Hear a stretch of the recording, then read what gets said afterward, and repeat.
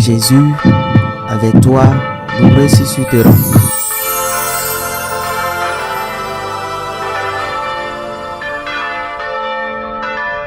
Le Seigneur soit avec vous. Et avec votre esprit. Évangile de Jésus-Christ selon Saint Jean.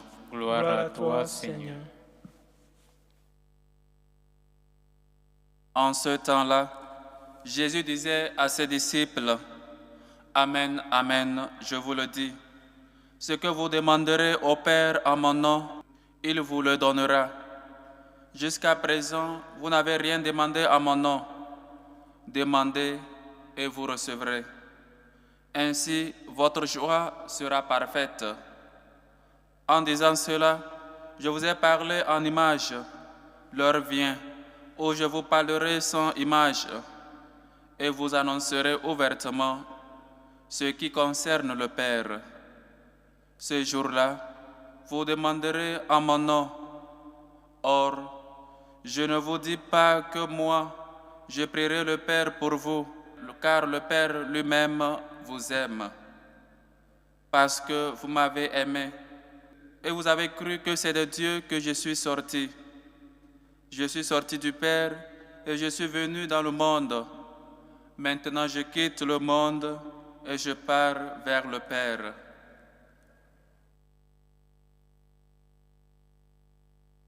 Acclamons la parole de Dieu. Louange à toi, Seigneur Jésus. Chers frères et sœurs, Jésus, notre Seigneur, le Christ, ce n'est pas un commandement, mais il nous affirme, il nous assure, comme hier nous avons écouté, qu'après avoir passé beaucoup de souffrances, après beaucoup de peines, nous serons, soit nous rentrerons dans cette joie-là infinie, dans cette joie, dans cette allégresse infinie, que peut-être que le monde sera en fait en joie, peut-être que nous serons dans la peine, dans la tristesse, mais il nous invite à prendre courage parce que cette souffrance-là, ce n'est qu'un passage, ce n'est que la Pâque, passer de la souffrance à la joie éternelle. Et aujourd'hui, il nous dit, ce que vous demanderez au Père à mon nom, il vous le donnera. Chers frères et sœurs, nous prions. Nous sommes des gens qui prient. Peut-être des gens qui ne savent pas bien prier, ou encore des gens dans la prière qui se distraient, ou peut-être des gens qui ne savent pas qu'est-ce qu'il faut demander dans la prière. Qu'est-ce qu'il faut demander quand je prie? Ou comment doit être dirigée ma prière? Je ne sais pas à qui prier, pour qui prier et comment prier. Et le Seigneur, en sachant peut-être nos doutes, en sachant tout ce que nous sommes, et peut-être ces questions-là qui surviennent toujours quand nous sommes en prière, il nous a dit de demander l'Esprit Saint afin qu'il nous enseigne à bien prier, à prier ce qui nous convient pour que le Père puisse nous le donner. Parce que parfois on prie, on ne sait pas bien prier, on prie ce qui ne nous convient pas, on ne sait pas comment demander. Parce que dans notre prière, au lieu de demander, nous exigeons à Dieu. Voilà, chers frères et sœurs, parfois nous demandons, nous ne recevons pas, parce que nous n'avons pas demandé, parce que nous n'avons pas bien prié. Et donc, chers frères et sœurs, le Seigneur nous dit, si vous demandez quelque chose à Dieu, mon Père, il vous le donnera. Et lui-même dit, je ne prie pas pour vous, parce que le Père lui-même vous aime. Voilà, chers frères et sœurs, l'amour de Dieu. Dieu même nous aime avant que la parole, avant que la prière ne sorte de ta bouche. Dieu connaît déjà, Dieu connaît nos intentions, Dieu connaît nos prières. Parfois on demande pour notre propre gloire. On demande des choses pour peut-être piétiner les uns et les autres. Seigneur, fais-moi cette grâce, donne-moi ceci, pour qu'on puisse savoir que c'est moi.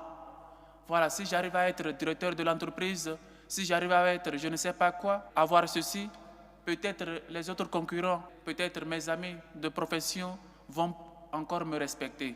Pourquoi nous prions? Nous prions pour la gloire de Dieu, pour que le Seigneur nous donne, afin que nous puissions peut-être mépriser les uns et les autres, afin que nous puissions les piétiner, ou nous demandons humblement pour la gloire de Dieu. Et comment nous le demandons? Comment nous demandons des grâces à Dieu? comme quelqu'un qui est à notre service. Donne-moi ceci, donne-moi cela. Et quand il nous donne, pas même un merci, pas même un merci, l'action de grâce après avoir reçu une grâce. On ne sait pas dire merci parce qu'on pense qu'on a droit à ce que nous avons eu. À nous tous, ça nous fait mal que quelqu'un nous donne quelque chose et on ne dit pas merci. Et on ne lui dit pas merci. Qui ne veut pas qu'on lui dise merci? Oui, chers frères et sœurs, le Seigneur aussi, il a besoin qu'on soit des gens qui reconnaissent sa main puissante dans nos vies.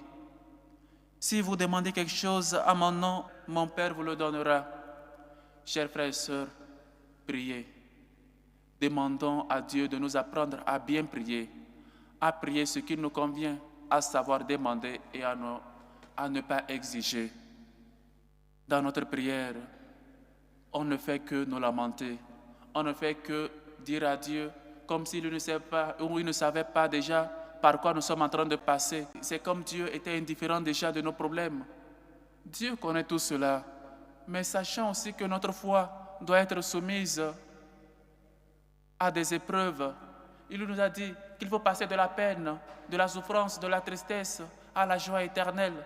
Et dans cette souffrance, c'est peut-être là qu'on ne cesse de crier vers Dieu. Mais comment nous le faisons? Seigneur, sauve-nous. Nous périssons ici. Chers frères et sœurs, Dieu veut que nous puissions toujours mettre notre confiance en Dieu. Sachez que la foi précède les miracles. Que si vraiment tu as la foi, tu verras la gloire de Dieu. Parfois, on demande à Dieu parce qu'on pense que c'est lui seulement le dernier recours. Comme on a tout tourné, on a tout fait chez les charlatans, chez les médecins, et on ne trouve pas de réponse, on ne trouve pas. Alors, on vient vers Dieu. Seigneur, si tu peux. Le Seigneur ne doit pas être peut-être notre dernier espoir. Comme nous avons tout tourné, comme nous nous sommes éloignés de lui, voilà, maintenant que nous souffrons, il faut venir vers lui pour voir s'il va nous faire un autre miracle. Et comme ça, on repart jusqu'à la prochaine fois. Chers frères et sœurs, combien de personnes, combien ont reçu une grâce de Dieu et n'ont pas su profiter de cette grâce-là? Ou encore, combien ont reçu la grâce de Dieu et se sont détournés de Dieu?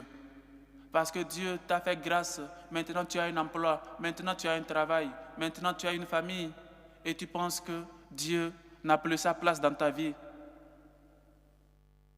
Rappelle-toi des moments de souffrance, rappelle-toi des moments où le Seigneur, où il était toujours présent dans ta vie.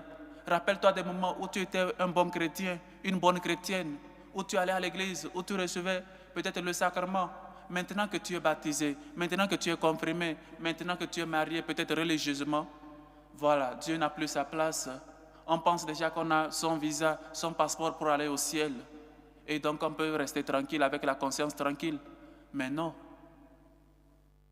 Chers frères et sœurs, si on ne sait pas profiter des grâces que Dieu nous donne, si on ne sait pas demander avec humilité les grâces dont nous avons besoin, c'est difficile que Dieu puisse nous donner.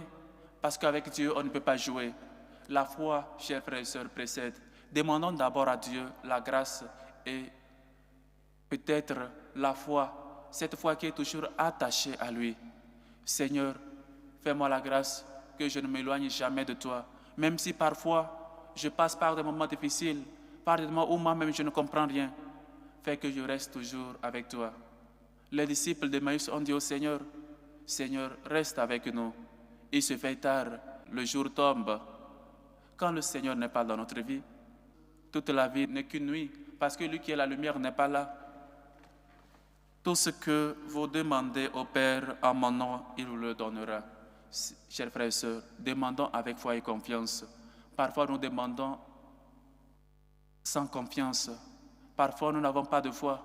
On demande et on laisse dans les mains de Dieu. Bon, comme je n'ai plus d'autres recours, je vais prier Dieu.